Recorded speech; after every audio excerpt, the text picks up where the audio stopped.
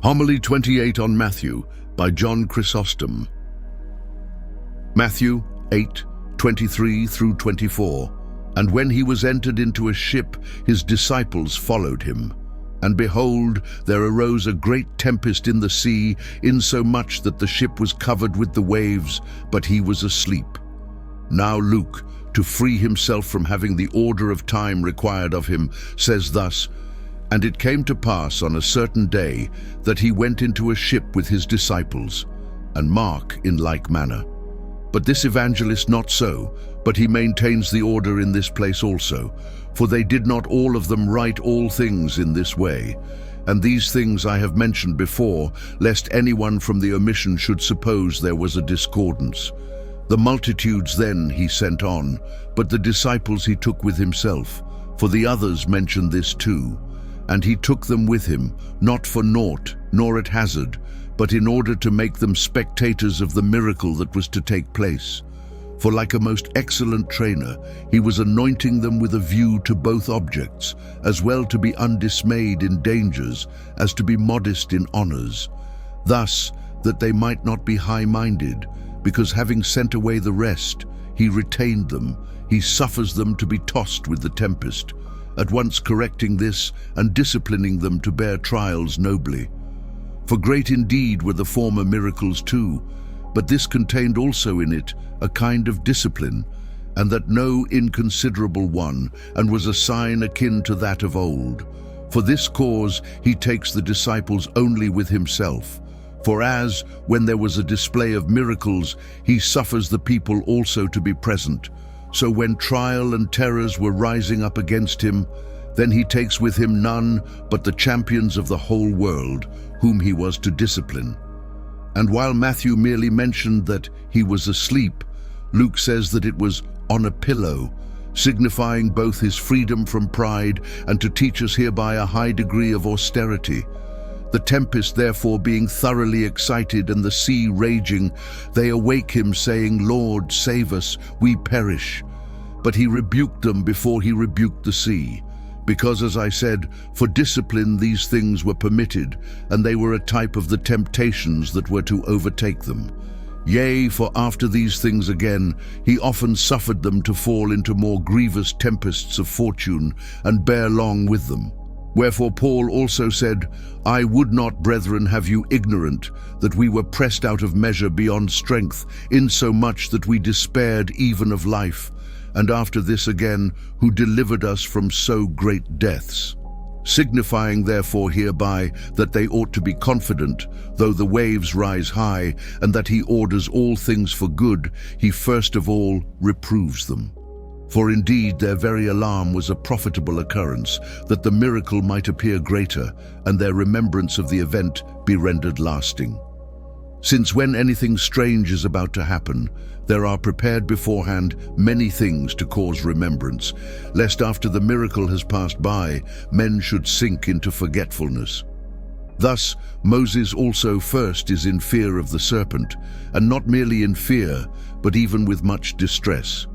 And then he sees that strange thing come to pass. So these two, having first looked to perish, were then saved, that having confessed the danger, they might learn the greatness of the miracle.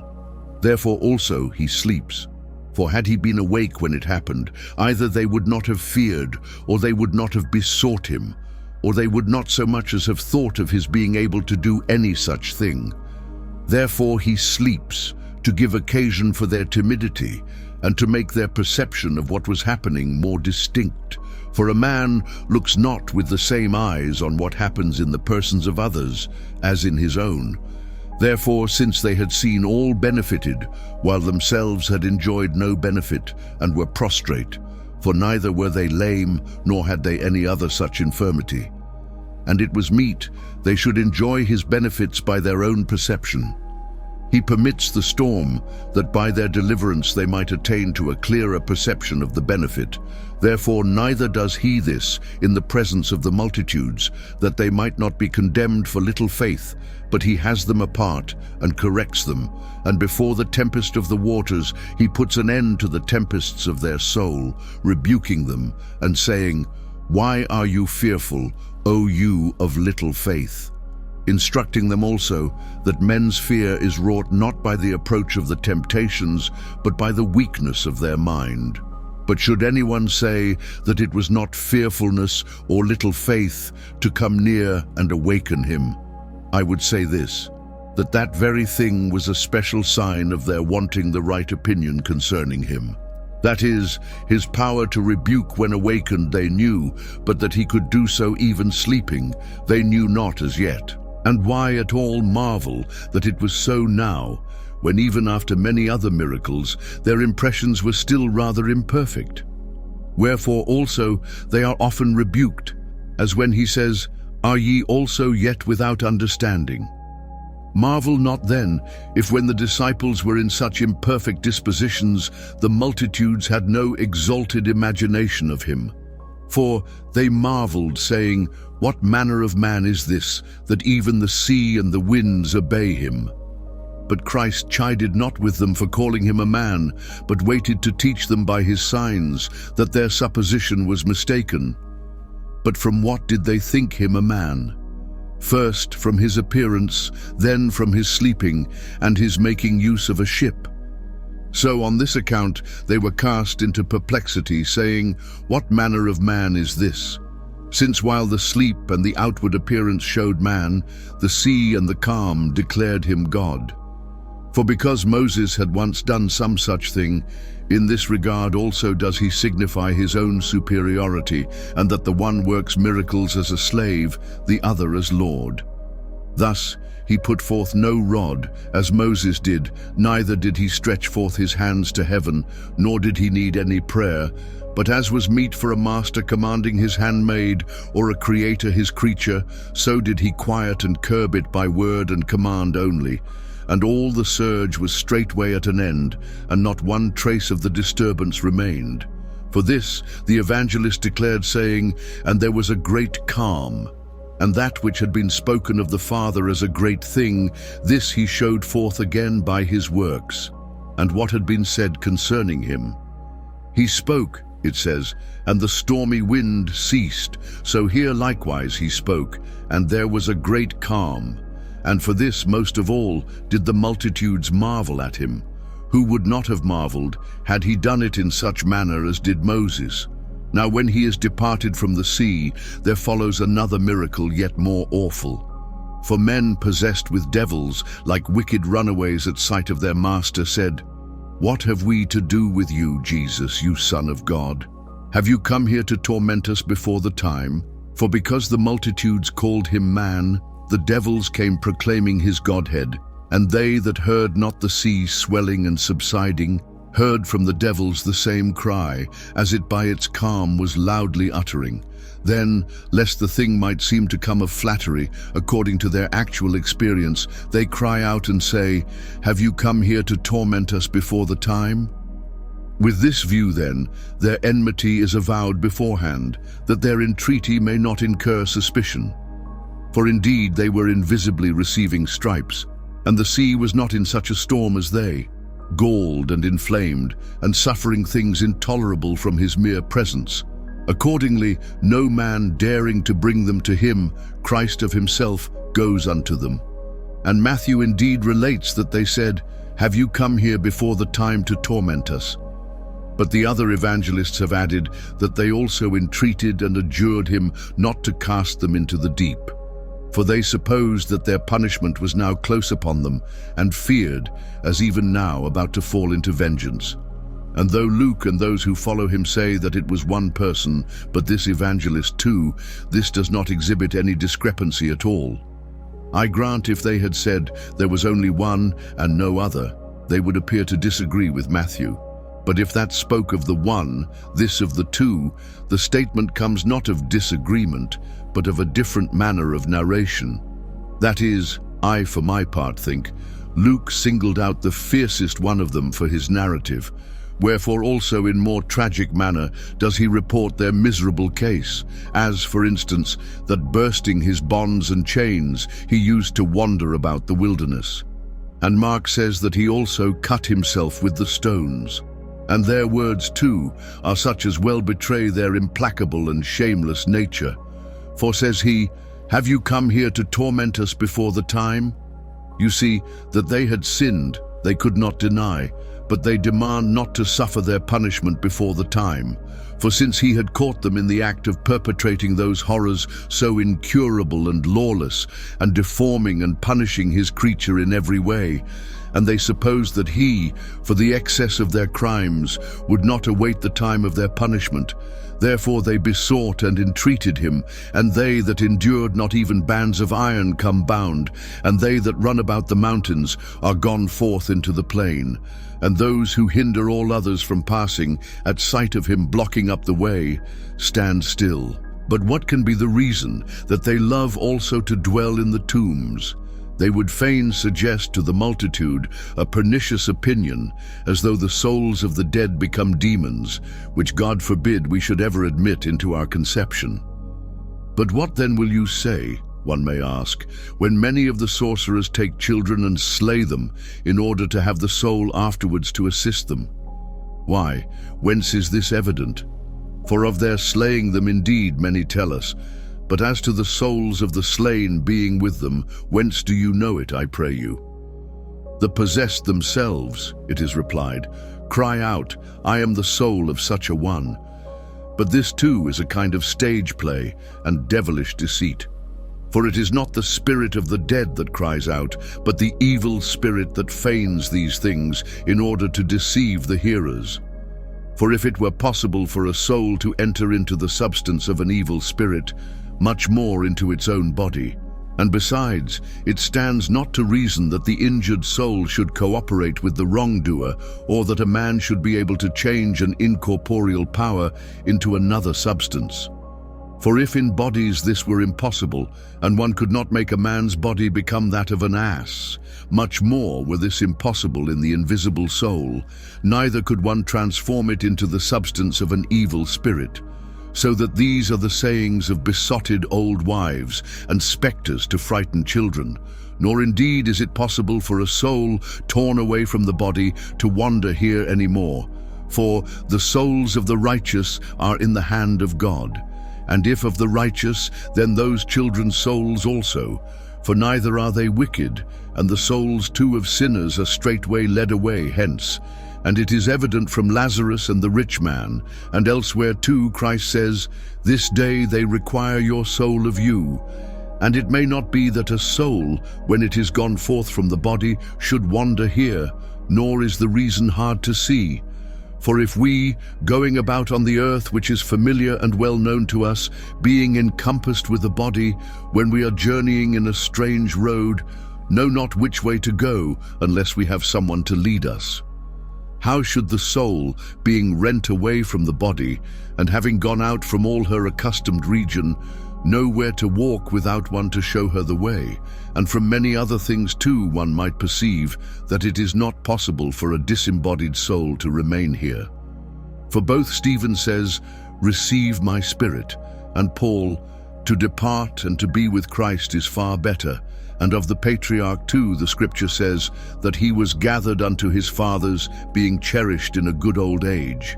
And as to the proof that neither can the souls of sinners continue here, here the rich man making much entreaty for this, and not obtaining it, since had it been at all possible, he would have come, and have told what had come to pass there. Whence it is evident that after their departure hence our souls are led away into some place, having no more power of themselves to come back again, but awaiting that dreadful day. Now, should anyone say, and wherefore did Christ fulfill the devil's request, suffering them to depart into the herd of swine? This would be our reply, that he did so, not as yielding to them, but as providing for many objects thereby. One, to teach them that are delivered from those wicked tyrants, how great the malice of their insidious enemies. Another, that all might learn how not even against swine are they bold, except he allow them. A third, that they would have treated those men more grievously than the swine, unless even in their calamity they had enjoyed much of God's providential care. For that they hate us more than the brutes is surely evident to every man. So then, they that spared not the swine, but in one moment of time cast them all down the precipice, much more would they have done so to the men whom they possessed, leading them towards the desert and carrying them away, unless even in their very tyranny the guardian care of God had abounded to curb and check the excess of their violence. Whence it is manifest that there is no one who does not enjoy the benefit of God's providence. And if not all alike, nor after one manner, this is itself a very great instance of providence, in that according to each man's profit, the work also of providence is displayed. And besides what has been mentioned, there is another thing also, which we learn from this, that his providence is not only over all in common, but also over each in particular, which he also declared with respect to his disciples, saying, "But the very hairs of your head are numbered." And from these demoniacs too, one may clearly perceive this, who would have been choked long before if they had not enjoyed the benefit of much tender care from above. For these reasons then, he suffered them to depart into the herd of swine, and that they also who dwelt in those places should learn his power. For where his name was great, he did not greatly display himself, but where no one knew him, but they were still in an insensible condition, he made his miracles to shine out, so as to bring them over to the knowledge of his Godhead. For it is evident from the event that the inhabitants of that city were a sort of senseless people.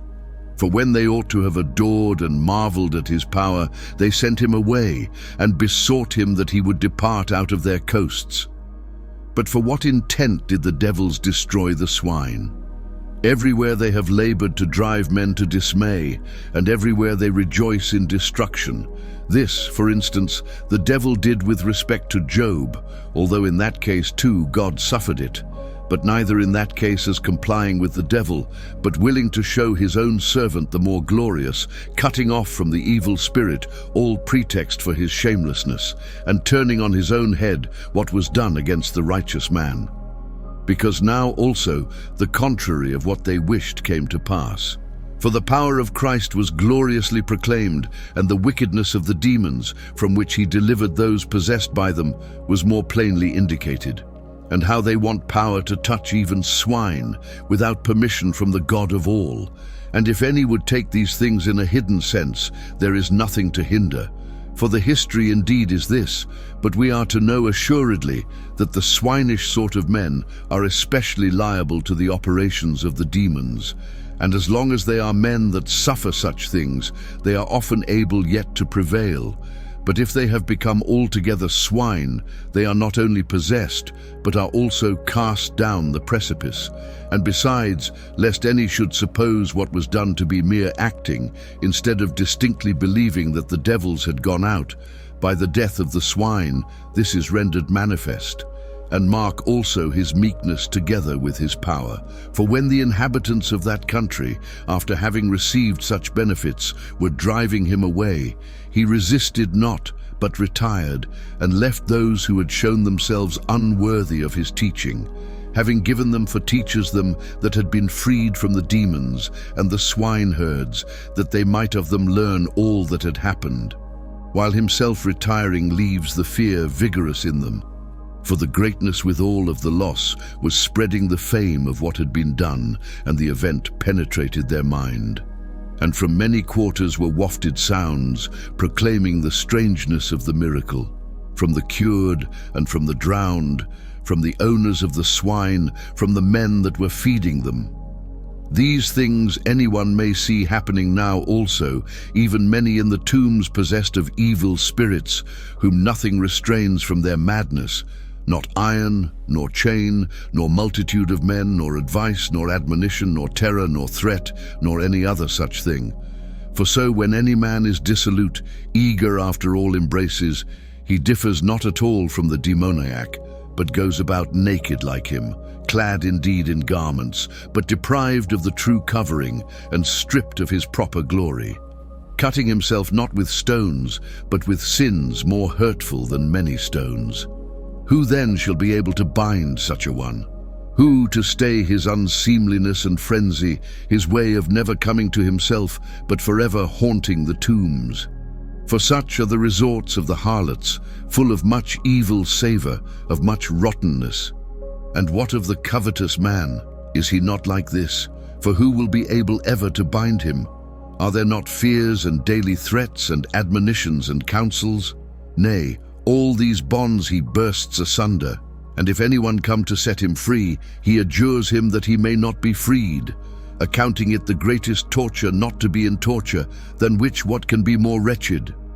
For as to that evil spirit, even though he despised men, yet he yielded to the command of Christ, and quickly sprang out of the man's body. But this man yields not even to his commandment. See at least how he daily hears him saying, "You cannot serve God and mammon," and threatening hell, and the incurable torments, and obeys not that he is stronger than Christ, but because against our will Christ corrects us not. Therefore such men live as in desert places, though they be in the midst of cities. For who that has reason would choose to be with such men? I for my part would sooner consent to dwell with 10,000 demoniacs than with one diseased in this way. And that I am not mistaken in saying this is manifest from their respective feelings. For these last account him an enemy that has done them no wrong, and desire even to take him for a slave when he is free, and encompass him with 10,000 evils. But the demoniacs do no such thing, but toss their disease to and fro within themselves. And while these overturn many houses, and cause the name of God to be blasphemed, and are a pest to the city and to the whole earth, they that are troubled by evil spirits deserve rather our pity and our tears. And the one for the more part act in insensibility, but the others are frantic while they reason, keeping their orgies in the midst of cities, and maddened with some new kind of madness. For what do all the demoniacs so bad as what Judas dared to do when he showed forth that extremity of wickedness? And all too that imitate him, like fierce wild beasts escaped from their cage, trouble their cities, no man restraining them.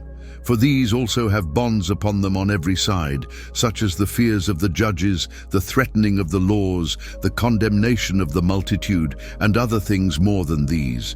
Yet bursting asunder even these, they turn all things upside down. And should anyone remove these altogether from them, then would he know assuredly the demon that is in them to be far fiercer and more frantic than he who is just now gone forth. But since this may not be, let us for the time suppose it for argument's sake, and let us take off from him all his chains, and then shall we clearly know his manifest madness. But be not afraid of the monster when we uncover it, for it is the representation in word, not the thing in truth. Let there be then some man, darting fire from his eyes, black, having from either shoulder serpents hanging down instead of hands, and let him have also a mouth, with sharp swords set in it instead of teeth, and for a tongue a gushing fountain of poison and some baneful drug, and a belly more consuming than any furnace, devouring all that is cast unto it, and a sort of winged feet more vehement than any flame. And let his face be made up of a dog and of a wolf, and let him utter nothing human, but something discordant and unpleasing and terrible, and let him have also in his hands a firebrand. Perhaps what we have said seems to you to be terrible, but we have not even yet fashioned him worthily. For together with these things we must add others besides.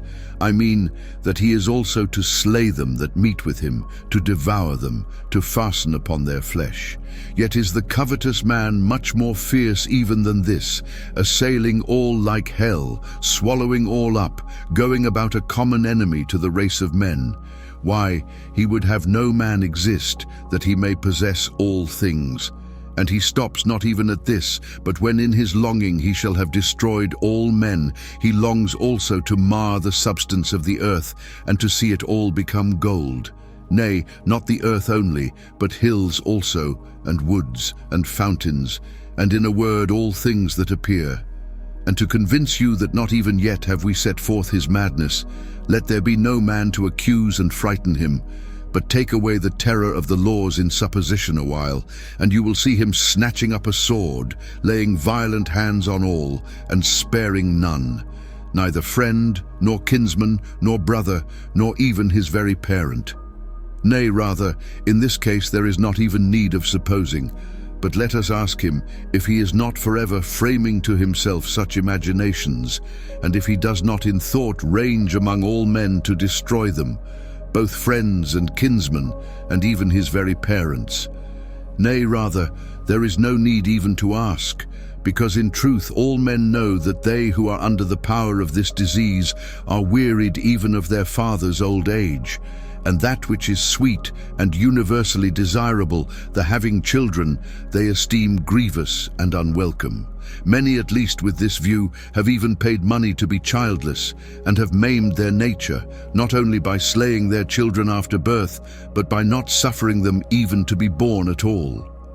Marvel not, therefore, if we have thus sketched the covetous man, for in truth he is far worse than what we have said. But let us consider how we shall deliver him from the demon. How then shall we deliver him? If he may be clearly made aware that his love of money stands very much in his way in respect of this very object, the gaining of money. For they that wish to gain in little things undergo great losses. Whence accordingly a proverb has been put forth to this same effect. Many, for instance, on many occasions, wishing to lend at large usury, and through the expectation of gain not having inquired about them who receive their money, have together with the interest lost also all their capital. Others again, falling into dangers, and not willing to give up a little, have together with the substance lost their life too. Again, when it has been in men's power to purchase either gainful offices or some other such thing, by some trifling meanness they have lost all. For because they know not how to sow, but have ever practiced reaping, they of course continually fail of their harvest. For no man can be always reaping, as neither can he be always gaining. Therefore, since they are not willing to spend, neither do they know how to gain. And should they have to take a wife, the same thing again befalls them. For either they are deceived into taking a poor wife for a rich one, or when they have brought home one that is rich, but full of faults without number, here too they have incurred more loss than gain. For it is not superfluity but virtue that causes wealth. For what profit is there of her wealth, when she is expensive and dissolute, and scatters all abroad more vehemently than any wind? What if she be unchaste, and bring in numberless lovers? What if she be drunken? Will she not quickly make her husband the poorest of men? But they do not only marry, but also buy at great risk, from their great covetousness, laboring to find not good slaves, but cheap ones. Consider then all these things, for the words concerning hell and the kingdom you are not yet able to hear, and bearing in mind the losses which you have often undergone from your love of money, in loans, and in purchases, and in marriages, and in offices of power, and in all the rest. Withdraw yourselves from doting on money. For so shall you be able to live the present life in security, and after a little advance to hear also the words that treat on self-government, and see through and look upon the very Son of righteousness, and to attain unto the good things promised by him, unto which God grant we may all attain, by the grace and love towards man of our Lord Jesus Christ, to whom be glory and might forever and ever. Amen.